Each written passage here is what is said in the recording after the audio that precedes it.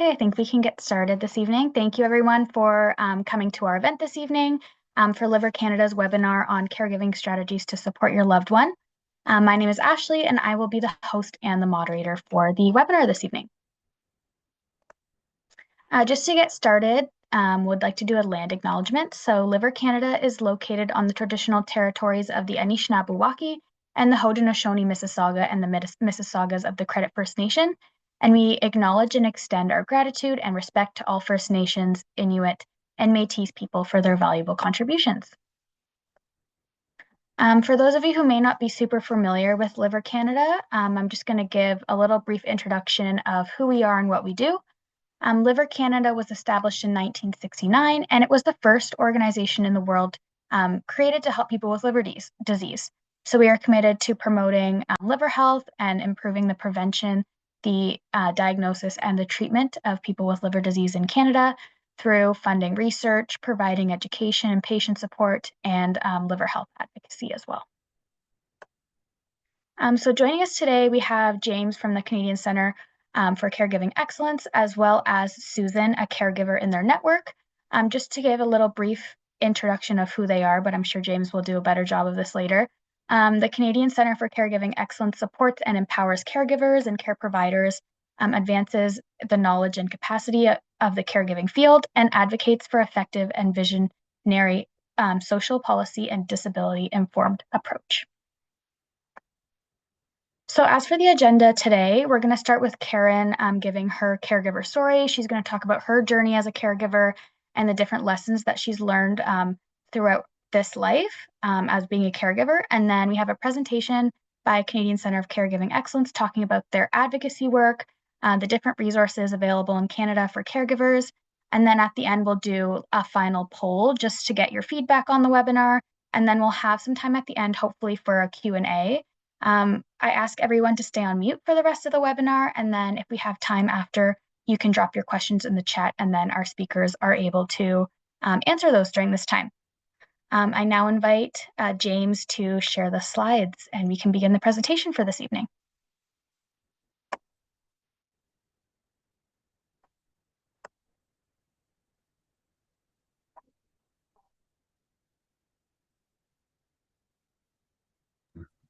Okay, there we go. Just Ashley, can you see the slides okay?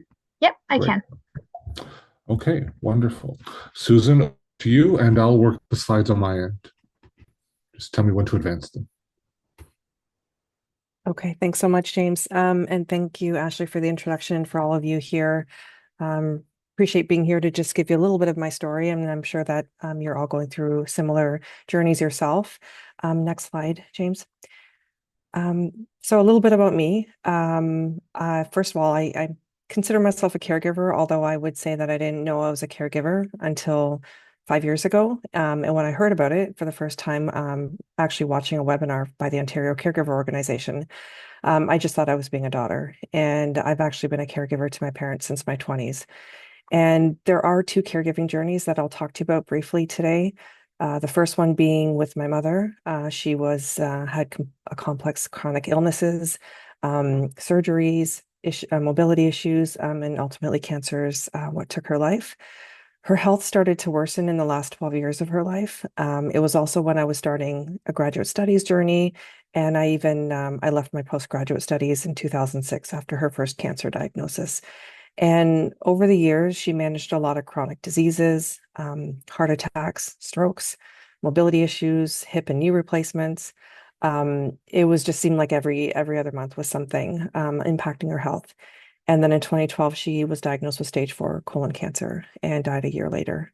When that happened, I was pretty much lost. I didn't really know what to do. I thought, caregiving was my identity, had been for 12 years.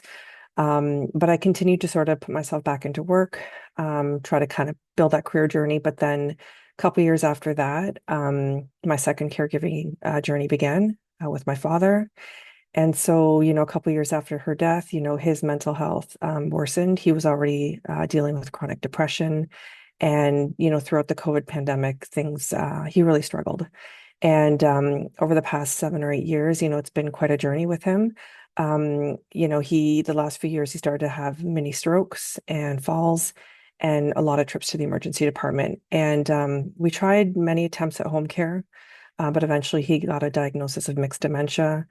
We had more hospital visits. He had an ALC status. And so we finally decided to choose an assisted living facility for him where he lives today with supports in place. I have also been touched with liver disease in my family. I've been a witness to family members, including a cousin who died very prematurely in his early 40s after a very short battle with liver cancer. Next slide. So when I think about caregiving, what I've done over the years, I just sort of put a couple of job titles that I thought, well, this is kind of some of the things I've done, and I'm I'm sure that you can relate and probably add a couple more to this list. I think for me, the caregiving roles have expanded throughout both my caregiving journeys, and it depends on sort of the incident or the situation that you're faced with. I found that whether caring for someone with a physical, mental, and or aging related condition, that there are many demands. So it could be any or all of these roles at any given time. For me, as a child of immigrant parents, I recognized early the importance of being a cultural broker and a translator, and that really led to me becoming an advocate for them and their health supports. I also realized that there was so much I was doing here that I had no experience in. And formal supports weren't always available. Access was an issue, depending on their geographic location. And I found myself having to educate myself a lot, especially when it came to navigating systems of care. When I entered the mental health and addiction space, there were new rules around consent and capacity that I was just not aware of. They were brand new learnings for me. And I really, so looking at all these, I mean, you can imagine, and I'm sure you can relate as well, it sort of adds up. And I didn't always recognize how much I was doing until I started to break down. Next slide, please, James. And so some of the caregiving challenges, when I look back sort of at the journey with my mother and still navigating the journey with my father, there was a couple of, key challenges that I wanted to share with you. The first being navigating multiple systems of care. The healthcare system alone is quite complex. And so depending on the scenario that you're trying to, figure out as a caregiver, as a loved one, you're trying to navigate things like home care and community care, long-term care, and all these systems just make it really impossible. There's a lot of financial barriers, which I'm sure you'll hear more about from James, and it's a huge barrier to care and finding appropriate care. I would definitely love for my dad to age in place, and his preferred place would be at home. Have really tried to do the home and community care route with him. Public care really wasn't sufficient, and private care was not affordable and also not appropriate at times. And then there's the negative impact on well-being. So it takes a toll to be a caregiver, especially if you don't have any supports for yourself, emotionally and otherwise.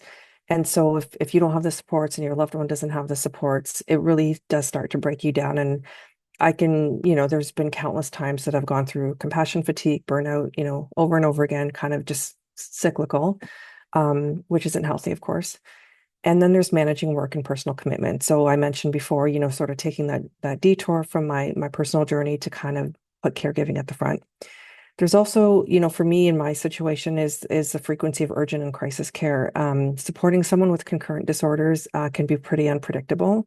And so you're interacting a lot with, paramedics or police, and you sort of become this unwilling crisis manager. And that was challenging. And I think the lastly and importantly is not feeling heard or valued. Depending on what system of care you're in, you can either be invited as a care partner or you can be kind of shunned away. But it's important, those kind of everyday interactions make a huge difference. And next slide, James, I just wanted to leave you with a few takeaways and I guess lessons learned. I'm still learning them today, and I say them, these are all for you, but I definitely have trouble sometimes doing them myself. Just to remember that you're one person. There's only so much you can do. It's important to reach out to others for support. I learned with supporting my mother, I did not ask for help at all. I thought I could do it all. Educate yourself on the health conditions. I think it's really important to know what you're facing, the progression, the different, symptoms, and what you might be expecting.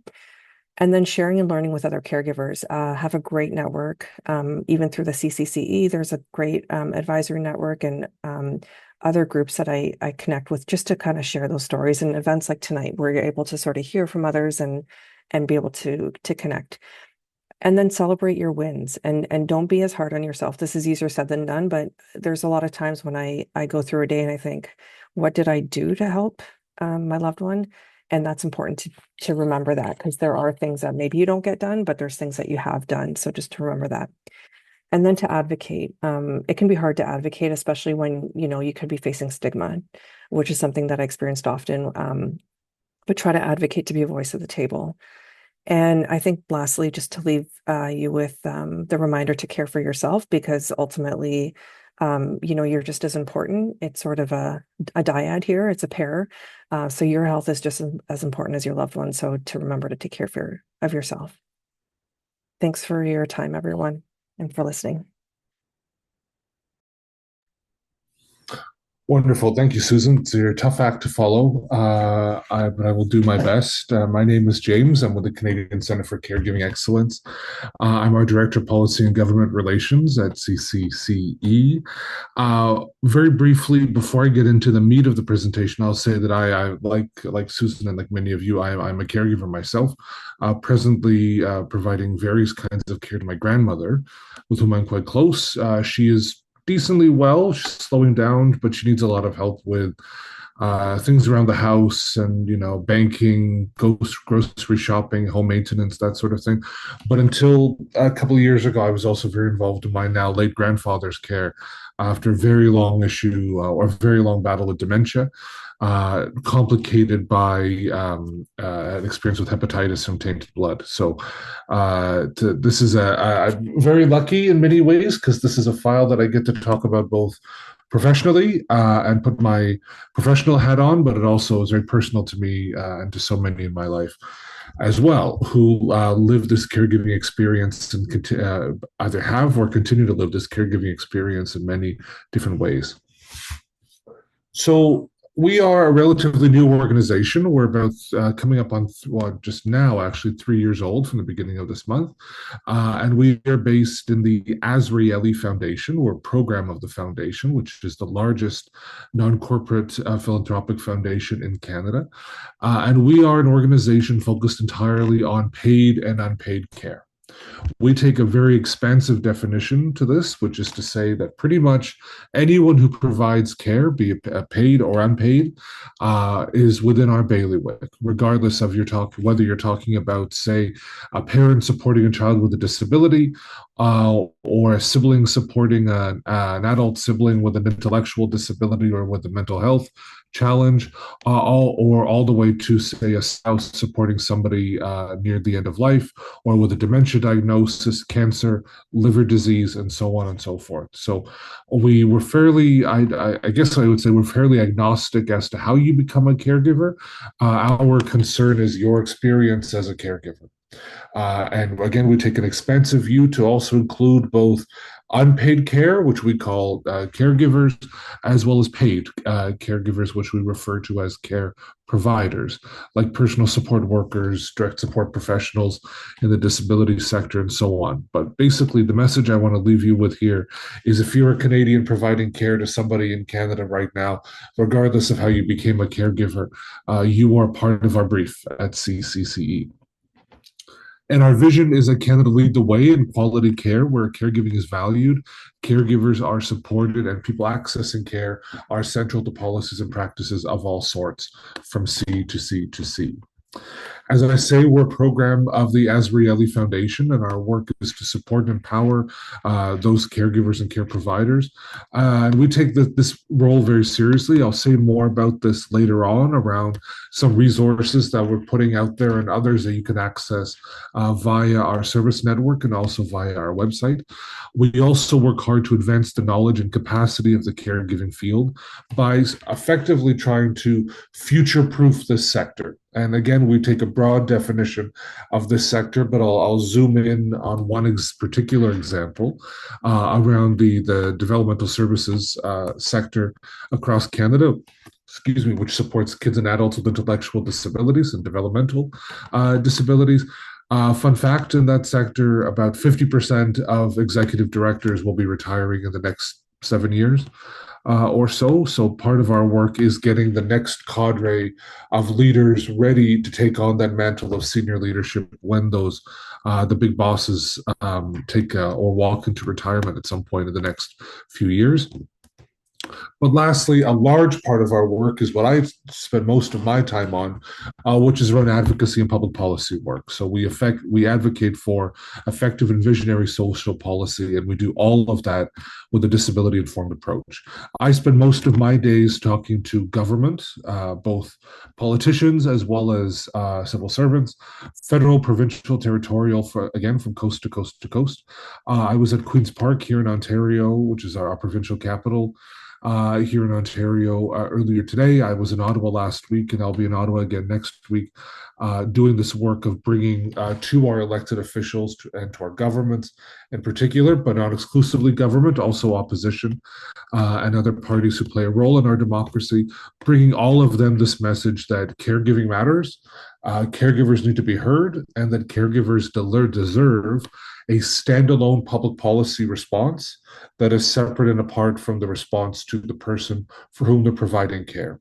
Which is to say, our systems are not perfect, but they're damn sight better than most around treating the patient with the issue or the individual with an issue, but we are not so good at treating and helping the support network around that person, which is to say, among others, the caregivers who do that critical work. These are our values. I don't think they'll be a surprise to anybody who's engaged with any of our work. Before advocacy, as I say, is most of my work, but advocacy is a core value of ours. But so is this idea of building networks. So that's part of why we're here tonight, and why I was thrilled to accept this invitation to talk to you about our work, because we are constantly in the friend-making business. Let's put it that way. We are looking for allies and support, and anybody who can join this fight from any part of the country and from any part of the sector touched by this issue of care. Now, all of those things we did before, we do this through a few different ways. We are a funder. So we fund research, we fund programs, we fund scaling up of programs, we fund moving programs from one area of the country to another. We also fund, as I say, some direct advocacy and public policy work directly. So we spend a lot of our granting dollars on those various streams there. We do this education and leadership development stuff, which I mentioned a moment ago, around getting people ready to take on the mantle of leadership. And the third part of our work is around advocacy and policy development. But in terms of our tactics, we're a funder, we're a convener, which is to say we bring people together around these issues, trying to break down the barriers between disability, aging, healthcare, disease, mental health, addictions, all these other parts of this sector broadly defined, to put down their swords on the areas of disagreement and to agree on this issue that, again, caregivers need help, regardless of how you become a caregiver, whether you're talking about childhood disability, liver disease, transitioning to long-term care, regardless of how you get there. Part of our work is to convene people around this issue, break down those barriers. And the third chunk of our work is around that advocacy and policy work, which, as I say, is my bailiwick. I'll give you a few stats just to get us going before we talk about the meat of our strategy work. So over 8 million Canadians are caregivers specifically for either an aging parent, a child with a disability, or a partner with an illness. That's a lot of people. The number that I use more regularly is that 1 in 4 Canadians is a caregiver today. So think about that, folks. 1/4 of all Canadians already in 2025 is providing care of some sort or another to somebody else in their lives. I should say that this statistic and our work both excludes childcare. So it excludes neurotypical, everything is fine, no other issues kind of childcare. So when I talk to you about caregivers and I say that 1 in 4 Canadians is a caregiver today, I'm not referring to parents raising kids in the sort of typical way where there are no major issues there, but rather I'm talking about disability, aging, illness, disease, mental health, addiction, and so on and so forth. As I say, 1/4 of all of us are in this position right now, and half of all Canadians will be a caregiver at some point in their lives. Even today, again in 2025, half of all women in Canada are caregivers already. before we see, for example, that baby boom generation really in large numbers reach those later, more statistically likely care requiring years. So this is a burbling crisis. That caregivers are the backbone of care in our society, but both our healthcare system, our social supports system, they are really caregivers and care providers are really the backbone of Canadian society. Canada is a nation of carers. One quarter of us are in this position, and half of us will be in this position at some point in our lives. I've spent much of my career in and around politics and government, and I can say with some credibility that one quarter of the population is very hard to ignore from a electoral perspective.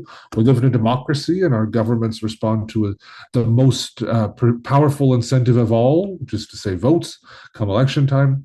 And one quarter is a very difficult number to ignore. Half is an even harder number to ignore. This is a ticking time bomb that's just below the surface.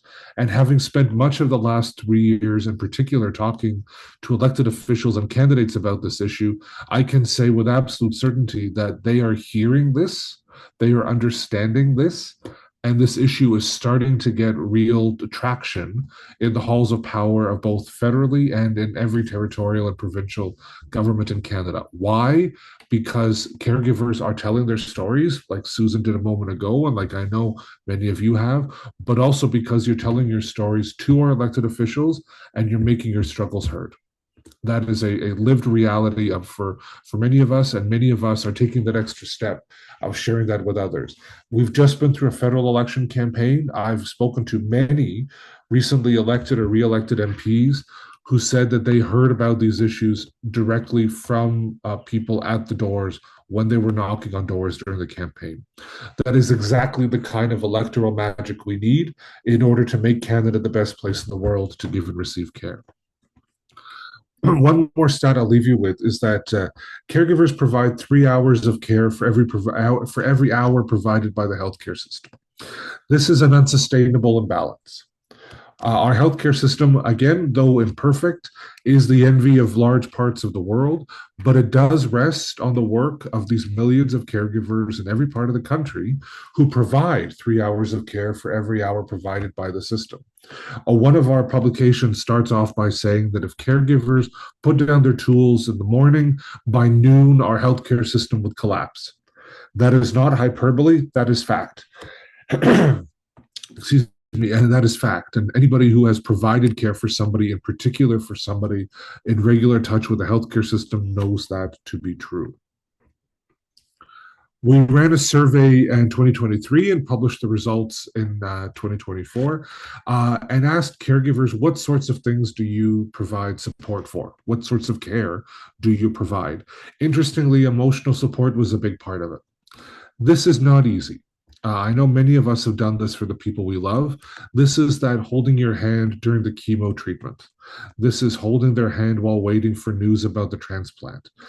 This is making sure that they're doing okay while they're waiting for the personal support worker to show up to provide that more tactical or tangible kind of care that we understand in a different way. Emotional support is a big part of this. But it's not just that. Transportation and meal prep and housekeeping, these are real things that people do for people every day, as I'm sure you all understand. And it's one thing to do it periodically. You know, one of the duties that I perform for my grandmother is to make sure that she goes to her medical appointments. Easy peasy most of the time. But when you transition from, say, in my late grandfather's case, when you transition from the regular appointments that come along with aging to now you've got a dementia diagnosis and other things stacked on top of it, and it basically becomes somebody's full-time job to make sure that they're going to all of their appointments. Even that transportation piece, though sounding benign, becomes a major issue for a lot of people who are providing care for somebody else. Similarly, meal prep, housekeeping, home maintenance, managing finances, coordinating care, that is a big one. That is this piece around, again, managing all these appointments, dealing with the PSWs, dealing with prescription changes, dealing with the constant sort of revolving door of practitioners in and around your family's care. All of that coordination of all of this in and of itself takes a toll, and it is not easy. But this is just sort of a taste of the kinds of things that caregivers told us they do for the people they love. The issue, though, is not that we are a nation of caregivers. I would argue that caregiving is an essential part of the human condition. This is what we do for people we love. Margaret Mead was once asked by one of her students, what is the marker that you, as a professional anthropologist, would say is the beginning of society as we know it today? And people, she asked her students to put up their hands. They said, woodworking, using tools, agriculture, and so on and so forth, all those other sorts of things that you would think. She said no. In her opinion, the sort of ground zero for when we went from ancient world to civilization was when all of a sudden we started to see remains of people where their bones had obviously been broken but healed, because in order for that person to heal, they had to have had care around them to be able to be kept safe and to be on a path to healing before, while they were not as useful to their family members and their friends and other members of society, proto-society, and a bit more vulnerable. So that caregiving is an essential part of who we are as humans and who we are as a society. That is not the issue, that we give care, but rather that we have insufficient support for caregivers who are out there doing this work. That is the burden. Care is not the burden. The lack of support is the burden. Part of that is around finances. So we need to talk about money here. Our data says that 1 in 5 caregivers spend at least $1,000 a month on the out-of-pocket expenses associated with caregiving. This can be incontinence supplies. This can be Ensure, the dietary supplements. This can be all manner of other sorts of equipment and home modifications that are necessary to make care at home work. But $1,000 a month is not easy. I don't know about you, but finding an extra $1,000 a month at the end of the month is not easy. And I have a good, well-paying white-collar job. A lot of people in Canada don't have that luxury. 1/4 of all Canadians, a similar stat, but 1/4 of all Canadians earn less than $20,000 a year while they're providing care. So if you're in that population where you're trying to find this extra money and your income is quite low, that leads to some really difficult choices around paying bills, putting food on the table, paying the rent, and that sort of thing. That is the problem. The fact that caregivers do not have the support they need to continue to provide care, including financial support, that is the problem that we believe needs to be solved through good public policy. Similarly, here where I am right now in Ontario, 72% of caregivers told us that they feel so burnt out, they're not sure how they will continue to go on. That becomes a very real and difficult statistic when you talk about families they've reached past their breaking point. There are no more mental or financial or physical resources they can bring to bear, but the care continues. So what do? You end up with abandonments. You end up with situations where care starts to suffer, or you end up in really, really difficult conversations around premature transfer to institutional care and long-term care, for example, or even we hear far too often real conversations about medical assistance in dying, rather than putting that burden further on families, because families are feeling so burnt out and unable to continue. None of this is sustainable, but also none of this needs to be this way. Better is possible in all of these regards. In that spirit of better being possible, we have developed our national caregiving strategy. Right here, I love a prop. This is our strategy. Perhaps after tonight's session, Ashley, you can circulate the link to folks who registered for tonight's session. But we've recently concluded a year-long process, which I'll talk about in just a moment, to develop this national caregiving strategy. We did all of this for all the reasons I've talked about and all the reasons you understand. We are at a crisis point, things are unsustainable, and things are only going to get worse without real policy reform. We as caregivers are everywhere, and without us, all of these systems would cease to exist. So the time has come to recognize the meaningful, important, and essential contribution that caregivers make to our economy and to our society, and to give them the support they need to be able to keep doing what they're doing. And they can't do it without help. The simple fact is, so many caregivers are at or near their breaking point that without some sort of support, all of this will start to collapse before you know it. And this is as true about unpaid care as it is about paid care. 80% of personal support workers, for example, in our survey in 2023, 80% of them told us that they've considered leaving the profession in the last year alone. Why? Because of bad pay, simply bad pay, but also poor conditions of work, no control over your schedule, lack of access to retirement savings, sick days, and so on and so forth. All of which cry out for bold leadership and a policy response. All of that can be fixed with good, properly balanced public policy.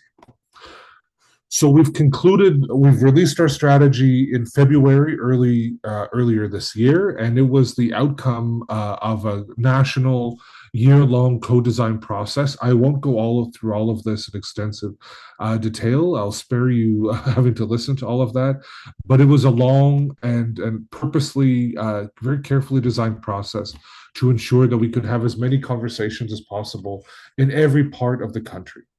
I spent the last year crisscrossing the country to have conversations, large and small, with people in very large conference halls, all the way to 2 or 3 people in a coffee shop and every church basement in between, to try to hear from caregivers and care providers about what they need to see vis-a-vis a policy response to their struggles. And I like to think that the outcome of all that work, again, our national caregiving strategy, reflects all those voices that we heard. We organized our work into 5 different pillars, and we didn't include the specific play-by-play of the different parts of the strategy, and I'll spare you a 2-hour-long policy lecture tonight after around dinner time, but I'll give you some of the high points, around the sorts of things that we put in the window around our national caregiving strategy. Starting with improving supports, programs, and services for caregivers. A lot of this does have to do with money. So it starts with the Canada Caregiver Credit, which is a non-refundable tax credit that exists today. It's been around for some time. Unfortunately, about 9% of caregivers access it today. Why? Because it's not very generous. A non-refundable credit means that it reduces your tax bill at the end of the year rather than actually putting cash in your pocket. If you don't owe tax at the end of the fiscal year, which most of us in Canada don't, a non-refundable credit has approximately no result on cash in your pocket. Our suggestion is that this be flipped. Make it a refundable tax credit, which means that once you claim it on your income taxes, it turns into actual cash in your pocket, like we have with various other tax credits in our tax system right now. We're actually sitting on a commitment from the federal government to do this. They committed to do this in 2021, and it was in the previous iteration of mandate letters from the Prime Minister to the Minister of Finance. It just hasn't happened yet, but this is one of our top asks to government, and you'll see that in our strategy. In the same vein of money, we're also putting out there the idea of a caregiver benefit, modeled on what we see in now 3 jurisdictions in Canada: Nova Scotia, PEI, and Newfoundland, and before too long in New Brunswick as well, where caregivers will actually receive some cash because they are caregivers in the form of a monthly benefit. As I say, we see this in a few spots here in Canada, also in the UK, Australia, New Zealand, Germany. This logic of, well, if you're a caregiver, odds are you're working less than you otherwise would, and therefore your income is lower, and or you're out of pocket a lot of money every month. Let's give you some money to make your life a little bit easier and make it possible for you to continue being a caregiver well into the future. So we're putting both of those kinds of financial support ideas in the window for consideration. Secondly is around supporting caregivers to balance work and education and care. The two big ideas here, one is around employment insurance reform, Again, I'll spare you the long version of this, but basically, we're suggesting that we develop caregiving leave modeled on parental leave, like maternity leave and parental leave, that we have in Canada already. Again, another thing that's the envy of large parts of the world. We figured out how to do this for the beginning of life, but we haven't figured out how to do this for other parts of life where people in your orbit need care. The basic thrust of this would be, if you're in a situation where you need to take some time off work to provide care for somebody, you would go through an eligibility process like you do with mat leave right now. And at the end of that, you would be given 50 weeks over the course of a year, where you would earn a little bit of money through the employment insurance system, like we have already for parental leave, and your job would also be protected, waiting for you, because the stats are very clear that if they need to do it, caregivers will simply quit their jobs and in order to provide care for the people they love. That has two effects. One, it means no money coming into the house, or a lot less money coming into the house, consequently making it harder to pay bills, pay the mortgage, and so on and so forth while providing care. It also makes it all the harder to go back into the workforce when and if that care situation changes or eventually ends, like in the situation of a passing of the loved one for whom you're providing care. And if you've been out of the labor market for too long, it's even harder to get back in there and resume your working life. So we're suggesting we use the logic of parental leave, which does exactly that for young parents right after they have a kid. Let's use that same logic to people who need some time, a little bit of time off work, to say transition mom into long-term care, or to transition a sibling into a group home, from one living situation to another, or a discharge of a parent from hospital and their care situation hasn't been sorted out yet for the longer term. You just need a few weeks to let the stew thicken, if you will, before mom is able to continue, either transition to a new situation or go back home, say around home modifications and stuff like that. So all of that can be fixed to some extent through EI reform. Another suggestion here is around the Canada Pension Plan. The CPP is our natural endowment as Canadians. Our ancestors worked very hard to put all that together. But if you need to take time out of work in order to provide care for somebody else, when you go to retire at age 65, if your income was zero or very close to zero for those years, you're basically punished for the rest of your life through lower retirement checks, because for those years your income is counted as zero. CPP is contribution based. You didn't contribute for those years, ergo, that math applies towards a lower pension check every month. Our suggestion here is that that's unfair, and that rather than for those caregiving years when you're out of work, rather than have it assume that you had zero income, let's apply your average income over your working life to those years, which has the effect of raising your retirement income when you retire. Why? Because number one, it's unfair. And number two, because while you're off work providing care, you are doing all of us a service. So let's reward you for that service by making sure that you're not punished for the rest of your life after you retire. Third bucket is around supporting recipients of care.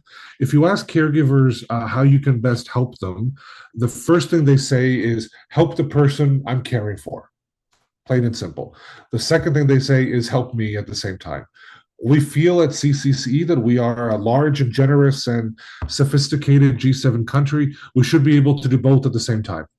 So, in the realm of supporting recipients of care, it starts with the Canada Disability Benefit, which is coming down the pike before too long, but it's far too low as it's designed now. Let's increase it to a minimum of $12,000 a year. And let's also take a massive hammer, if you will, to the disability tax credit. Anybody who's tried to interact with the disability tax credit knows it to be a fairly Kafkaesque and very annoying interaction with His Majesty's government. It shouldn't be that difficult if you have a disability to claim that tax credit. So let's take an eye to real, concrete, substantive reform of the DTC. And similarly, let's do the same thing for the medical expenses tax credit and the rules governing registered disability savings plans. For all of that, let's take an eye towards making them more generous and easier to access, so we lower barriers for people who actually need them to access these key government programs. I'm almost done here, folks, I promise. On supporting the care workforce, again, PSWs, DSPs, and the like. This one, the big one here, is a $25 minimum wage for workers on the care workforce. The federal government committed to doing this during COVID, specifically for PSWs. It hasn't happened yet, but this would go a long way towards stabilizing that critical care provider workforce in every part of the country. This is starting to happen through agreements between the feds and the provinces that happened before the federal election. And the result of it, surprise, surprise, is through these agreements between the feds and the provinces, some provinces, the result has been wages going up. And again, surprise, surprise, that workforce starting to stabilize, where shortages start to go down, short shifts start to go down, and more people start to enter that workforce. It's not rocket science. It's treating people with respect and recognizing the core work that they do that should be paid accordingly. Lastly, if we really want to get serious about this, we need serious recognition and leadership from government, starting with legislating the existence of this strategy, committing that it would happen both today and well into the future, and also making sure that our various research institutions that exist across the country, when they're thinking about research dollars and research grants, that they include caregiving issues into those same calculations. Now, you may say, James, you've been prattling on for far too long around policy stuff. Where is all this going to go? Isn't this kind of Pollyanna reporting stuff that's going to sit on a government shelf forever? Well, the good news is that the federal government committed to developing a national caregiving strategy. They committed to doing that in the 2024 budget that happened in April 2024. Since then, we've had a federal election, and during that federal election, the Liberals committed to developing a national caregiving strategy in the platform. So it is black and white. That it is going to happen. In a previous version of these slides, I had the picture of the text from the Liberal platform saying that this was going to happen. And though we're literally today a month out from the federal election, I've been reminding our contacts and friends and allies in Ottawa that they made this commitment, and it's time to get going on developing the national caregiving strategy. And by the way, if they want to go quick on this, we've got a nice handy dandy set of ideas that they can pick up and start implementing as soon as they're ready. This is where you come in. We need your help. We have gotten this far because we're standing on the shoulders of giants who've been working on these issues for a very long time, as well as on the shoulders of caregivers who've been doing this quietly, deliberately in their own families for a very long time, like Susan and so many others who've been caregivers for so long without the supports they need. We're now at a stage where we're able to start building this movement of care. My simple ask to you today is that you go to the website you see on your screen, canadiancaregiving.org/act. You go on there, you type in your name, your email, and your postal code, and it'll automatically generate a letter to the key figures in the federal government, including the Prime Minister, your local member of Parliament, and key ministers and secretaries of state working on these issues. It'll automatically generate a letter to them telling them that it's time to act on care. It's time to take the national caregiving strategy seriously and get to work and start implementing these policies and developing that strategy. It'll take you 30 seconds. I urge you to do it as often as you like. Because when you do this, very short commitment on your part, but it does have an effect on the other side, where ministers and MPs and the Prime Minister start getting these letters, and before too long, we start hearing from them about what actually needs to happen. I mentioned earlier that I would share some resources. We're blessed in Canada to have in now 6 provinces across the Federation provincial caregiving organizations. That's in BC, Alberta, Ontario, Quebec, Nova Scotia, and late breaking about 5 months ago in New Brunswick. If you live in one of these provinces, then just Google one of these names and connect yourself with the local provincial caregiving organization in your province.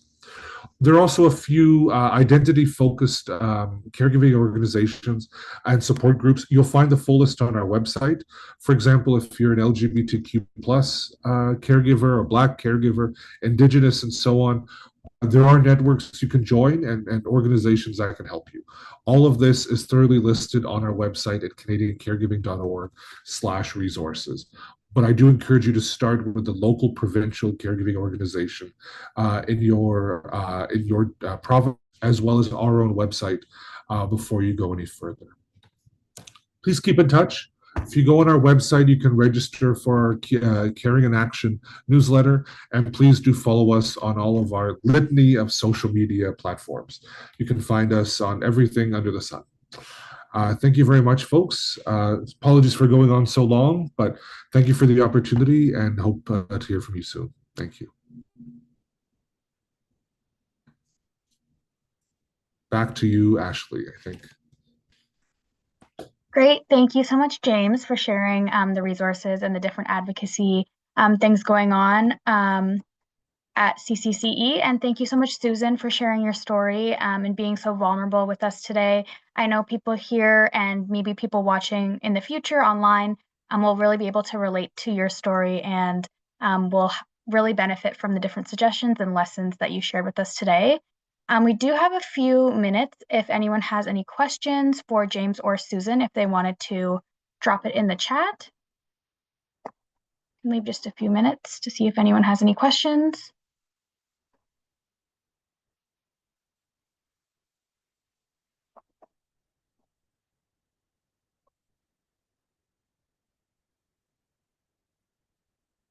It's looking like maybe we don't have any questions. If you do have any questions in the future, please feel free to reach out to me and email me directly, and then I can try to answer them myself, or I can forward it to both James or Susan as well. I just wanted to say thank you so much for coming to our webinar today. Please stay connected with us. Follow our Facebook or our Instagram for the most up-to-date information on patient support, liver health, different things going on at Liver Canada. And feel free to visit our website. We have a bunch of different resources, recipes. Reach out to our patient support team. If you need liver health information or beyond. Everyone, thank you so much for coming today. We are very grateful for our speakers today, and we hope that everyone has an amazing night. Thank you so much. Thank you, guys.